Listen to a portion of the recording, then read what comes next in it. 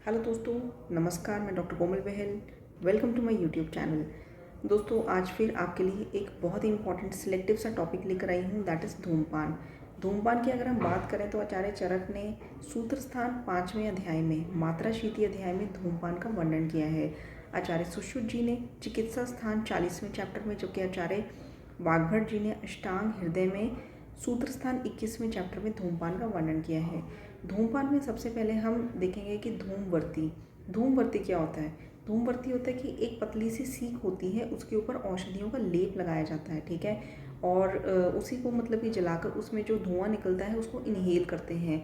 तो धूमवर्ती जो होती है, इसकी जो लंबाई होती है, आचार्य चरक ने 8 अंगुल बताई है, जबकि आचार्य वाग्भट जी ने एंड आचार्य सुश्रुत जी ने 12 अंगुल लंबी बताई है, ठीक है। सेकेंड थिंग हम पढ़ेंगे कि धूमपान के लाभ क्या होते हैं। देखिए, शिरोशूल, हेडेक हो, सिर में भारीपन हो, शिरोगौरवता हो और दंत का दौर्बल्य हो, हेयर्स की जो प्रॉब्लम होती है जैसे कि केश पतन हो गया और खालित्य हो गया, एंड देन तंद्रा की प्रॉब्लम है, कृमि की प्रॉब्लम है, कंडू, ठीक है, कास, श्वास, हिक्का, इन सब में धूमपान का प्रयोग होता है। और भी बहुत सारे हैं, मैंने आपको मेन बताए हैं, ठीक है। पीनस में मैं फिर से रिपीट कर देती हूँ, शिरोशूल गौरव है, पीनस है, कास, श्वास, हिक्का, कृमि, कंडू, दंत दौर्बल्य, तंद्रा एंड खालित्य, केश पतन एक्सेट्रा, इन सब में धूमपान का प्रयोग किया जाता है। अब धूमपान के हम टाइप्स पे आते हैं। देखिए, धूमपान के जो टाइप्स होते हैं, आचार्य चरक ने 3 प्रकार बताए हैं। 3 प्रकार कौन से हैं? प्रायोगिक, स्नेहिक एंड विरेचनिक, ठीक है। आचार्य सुश्रुत ने इन 3 में 2 और ऐड कर दिए हैं, कासखन एंड वामक धूमपान। आचार्य वाग्भट ने बताए हैं स्नेहिक, मध्यम और तीक्ष्ण धूमपान, ठीक है। तो स्नेहिक, मध्यम और तीक्ष्ण धूमपान उन्होंने बताया वाग्भट जी ने। अब इसके बाद हम देखेंगे कि काल क्या होते हैं। देखिए, प्रायोगिक के काल चरक जी कहते हैं 8 काल होते हैं, स्नेहिक के 1 काल होता है एंड विरेचनिक के 3 से 4 काल होते हैं। सुश्रुत जी कहते हैं कि जो प्रायोगिक धूमपान है उसके 4 काल होते हैं, स्नेही के 5 काल होते हैं एंड तीक्ष्ण धूमपान के मतलब जो विरेचनिक धूमपान है उसके 3 काल होते हैं। वाग्भट जी कहते हैं कि जो स्नेहिक धूमपान है वो 1 बार, मध्यम धूमपान 2 बार एंड जो तीक्ष्ण धूमपान है वो 3 बार लिया जाता है, ठीक है। एंड उन्होंने ये भी कहा है कि जो स्नेहिक धूमपान है वो वात विकारों में देना चाहिए और जो मध्यम धूमपान है वो वात कफ विकारों में देना चाहिए, जबकि जो तीक्ष्ण धूमपान है वो कफ विकारों में दिया जाता है। अब बात आती है धूम नेत्र की। धूम नेत्र की लंबाई कितनी होती है?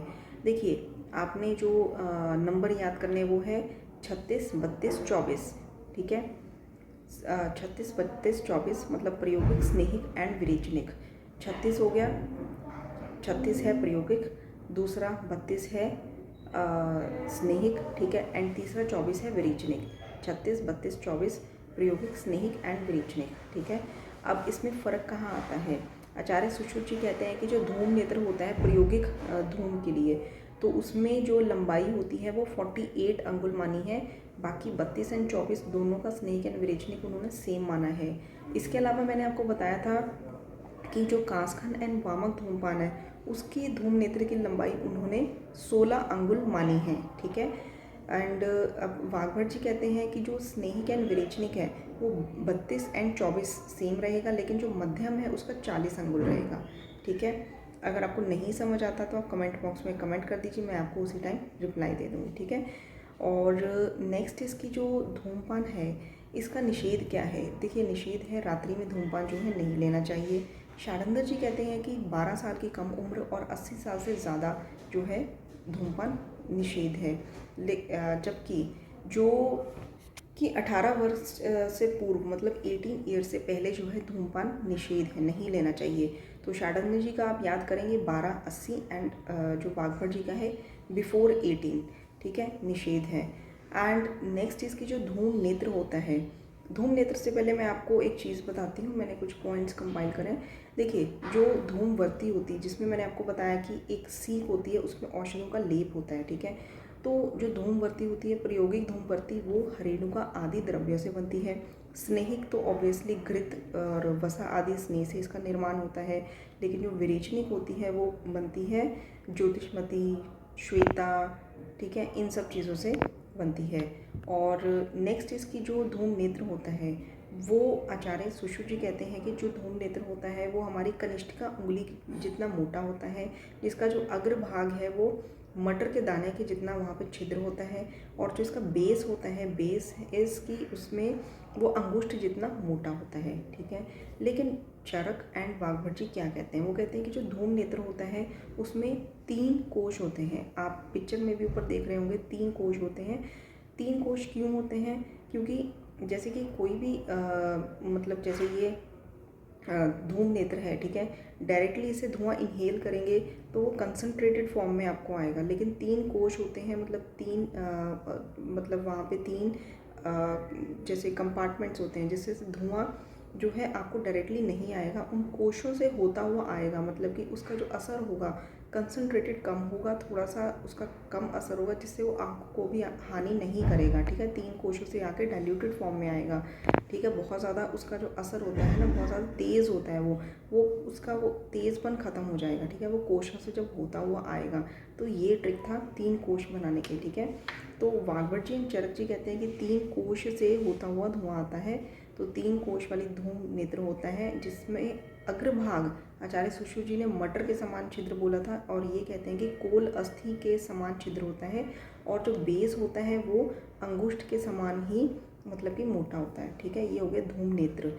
और इसमें है कि धूम के जो सम्यक योग में क्या होता है, धूम के सम्यक योग में ऑब्वियसली सिर में भारीपन है वो ठीक हो जाएगा, ठीक है। और हृदय है, इंद्रियां हैं, सिर है, कंठ है, इन सब की शुद्धि हो जाएगी। सिर में लघुता, ये सब इसके जो है बेनिफिट्स होते हैं जब सम्यक योग से हम धूमपान करते हैं। और जो अति योग से क्या होता है, इस पे क्वेश्चन आया हुआ है कि इसमें आपको हो जाता है बाधिर्य हो जाता है, सिरोभ्रम हो जाता है, अंधापन हो जाता है, और मूकत्व हो जाता है, ठीक है। ये सारे अति योग के लक्षण हैं। अब इसमें नेक्स्ट आता है कि जो धूमपान की जो विधि होती है, ठीक है। धूमपान की विधि में आपने सिंपली क्या याद रखना है, जब हम कंठ के रोगों के लिए धूमपान करते हैं तो हमेशा मुख से हम इनहेल करते हैं, और जब हम सिर, नासा और नेत्र, इन सब रोगों के लिए जब हम धूमपान करते हैं तो हम नासिका से इनहेल करते हैं। लेकिन एक रूल होता है धूमपान में, चाहे आप मुख से इनहेल करो, चाहे आप अकॉर्डिंगली नासिका से इनहेल करो, लेकिन जो एक्सहेलेशन होती है, धुआं बाहर हमेशा मुख से ही निकालते हैं, नाक से धुआं बाहर नहीं निकला जाता है। अगर निकल गया तो नेत्र नष्ट हो जाते हैं, ये आप बात याद रखिएगा, ठीक है। एंड नेक्स्ट इसकी जो इसके अयोग होते हैं, अयोग में क्या होता है कि स्वर की अशुद्धि होती है, गला जो होता है कफ से भरा हुआ होता है, सिर में मतलब कि स्तिमितिकम मस्तक मतलब मस्तक जो होता है स्तिमितिक मतलब स्टिफनेस होती है सिर में, ठीक है। आचार्य सुश्रुत जी के अकॉर्डिंग क्या है कि रोग की शांति नहीं होती। लेकिन इसके सम्यक योग में गले का जो कफ होता है, भरा होता है, वो तनु हो जाता है, पतला हो जाता है, सिर में लघुता आती है, हेडेक दूर होता है, ये सब चीज़ें होती हैं, ठीक है। एंड आचार्य सुश्रुत के अकॉर्डिंग रोग की शांति हो जाती है। एंड अति योग में क्या होता है, चरक एंड सुश्रुत दोनों ने कहा है कि मद मूर्छा होती है, भ्रम होता है, पिपासा होती है, तालु कंठ शोष हो जाता है, ठीक है। और इसका कॉन्ट्राइंडिकेशन क्या है, गर्भिणी में नहीं देना, विष रोगी में नहीं देना, मतलब पित्त के रिलेटेड जो विकार होते हैं, दाह में नहीं देना है, तालु शोष में नहीं देना है, और मैं आपको बताती हूँ रक्त पित्त में, शोक में, मूर्छा में, तो ये सब चीज़ों में नहीं देना। देखिए शोक में भी इसका एक निषेध बताया है। शोक मतलब कि पेशेंट की मेंटल कंडीशंस भी देखी जाती थी, और आज भी देखनी चाहिए कि अगर वो मेंटली बहुत ज़्यादा स्ट्रेस्ड है तो उसको धूमपान नहीं देना चाहिए, तो वो उसको नुकसान करेगा और आपका भी एज अ प्रैक्टिशनर नाम बदनाम हो सकता है। तो ये पॉइंट्स जो है ध्यान से देखने चाहिए। आई होप आपको ये इंपॉर्टेंट टॉपिक जो है अच्छा लगा होगा, और कई बार इससे क्वेश्चंस मैंने देखा है कि एएमओ एग्ज़ाम में पूछे जाते हैं, NM even PG entrance exam में भी पूछे जाते हैं। तो इसको अच्छे से लर्न करिए, एंड चैनल को सब्सक्राइब कर दीजिए, एंड बेल आइकन बटन दबा दीजिए ताकि हमारे नोटिफिकेशंस आप तक पहुंचते रहें। धन्यवाद।